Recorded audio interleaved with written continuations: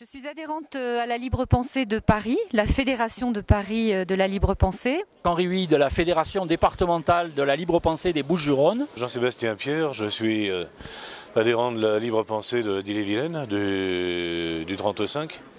Eh bien moi je suis adhérent depuis 17 ans à la Fédération nationale Libre Pensée, la Fédération de Savoie. Je suis adhérente à la Fédération ardéchoise et drômoise de la Libre Pensée.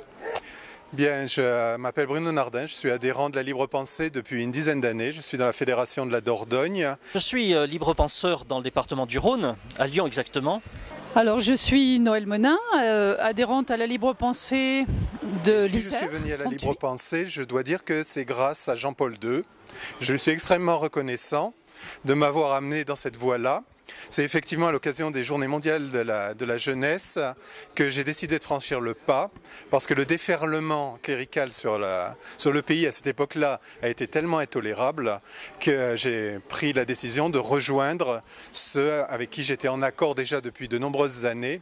Depuis mon plus jeune âge, j'ai vu ce qui se passait au niveau de l'enseignement public et privé, du fait que dans un petit village, dans les petits villages de l'Ardèche, les écoles privées depuis très très longtemps prospéraient et ont en particulier énormément grossi à partir de la loi Debré et de toutes les autres lois, et qu'aujourd'hui on est en train de détruire l'école publique.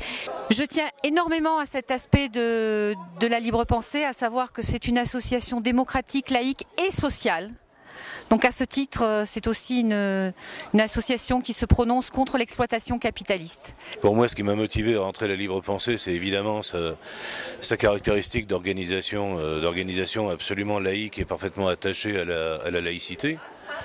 Je suis moi-même fils d'institutrice laïque et ancienne militante à la fois du syndicat national des instituteurs et militante laïque du CNAL. J'adhère à la Libre Pensée depuis 1999 et j'ai adhéré lors du congrès de Saint-Jean-de-Moiran. J'ai adhéré parce que depuis très longtemps j'étais déjà engagée dans des mouvements laïques, une sensibilité laïque, et les émissions du dimanche matin sur France Culture m'ont conforté dans ma position. Né dans une famille protestante libérale, j'étais habitué très jeune par mes parents à un regard critique sur ma propre religion et sur les propres textes, ce qui était une voie assez naturelle pour arriver à la pleine liberté de conscience.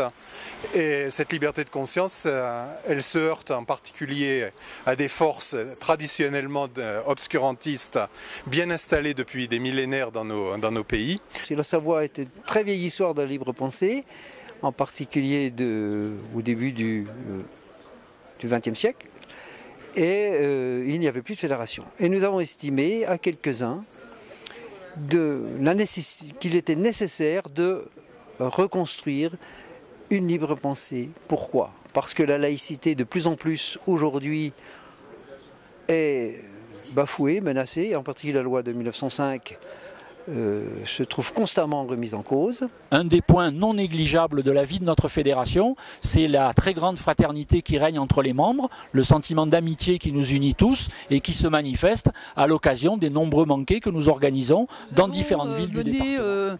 Des batailles contre l'enseignement du catéchisme dans les établissements scolaires du second degré, en particulier à Moiran.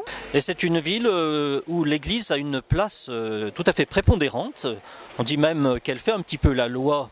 Et c'est vrai, quand on regarde tout ce qui se passe, les subventions faramineuses qui sont allouées aux associations religieuses de toutes sortes. Et nous avons, dans notre fédération, eu à mener des actions, y compris des actions devant les tribunaux administratifs et devant le Conseil d'État, contre le financement du dialogue interreligieux.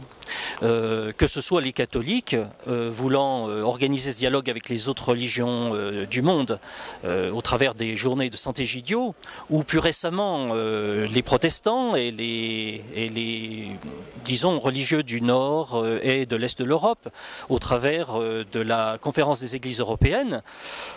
tous reçus à Lyon dans des conditions excellentes, pour lesquelles on invoque, la ville de Lyon invoque, disons, les retombées touristiques ou le rayonnement de la ville. Bon, là, chacun, nous avons considéré que ce n'était pas à la ville, avec l'argent des citoyens, de financer ce dialogue. Alors, dans notre département, on a mené cette année une bataille importante parce qu'on s'est aperçu que les diplômes d'État, du genre baccalauréat, mais pas seulement, BTS aussi, et puis enfin, on s'est aperçu aussi que c'était pareil pour l'ancien brevet qui a changé de nom depuis, mais bon, le brevet des collèges, et allait se passer dans les établissements privés. Et on considère que c'est une attaque encore une de plus et qui complète vraiment, qui essaie d'achever complètement l'unification du public et du privé contre lequel on se bat depuis des dizaines d'années. Il y a 2 ans, nous avons réussi à faire enlever un calvaire qui s'était retrouvé malencontreusement sur la voie publique dans la bourgade de Cesson à côté de chez nous. Et cette année, nous allons engager donc une action contre le Conseil régional de Bretagne, qui viennent financer extrêmement massivement la Saint-Yves au nom du fait que ce serait la fête de tous les Bretons. Et nous avons également entamé une campagne très très importante en soutien à celle lancée par la Fédération nationale pour obtenir que la capitale, la mairie de Paris, accepte de rendre hommage et honore Robespierre avec une place ou une rue Robespierre. Parmi les initiatives les plus remarquables que nous avons prises cette année au niveau du département, je citerai un colloque que nous avons organisé à Aix-en-Provence contre une brochure et une exposition de la mairie d'Aix-en-Provence qui rendait un hommage à Monsieur le bourreau de la commune. Je pourrais citer la participation de la fédération départementale au rassemblement du 11 novembre à Jansiou et le fait que nous organisons chaque année, toujours pour la réhabilitation des fusiliers pour l'exemple, un rassemblement à Château-Arnoux avec les autres fédérations de la région. Le Congrès national à Pézénan-Croix, lourde tâche mais exaltante.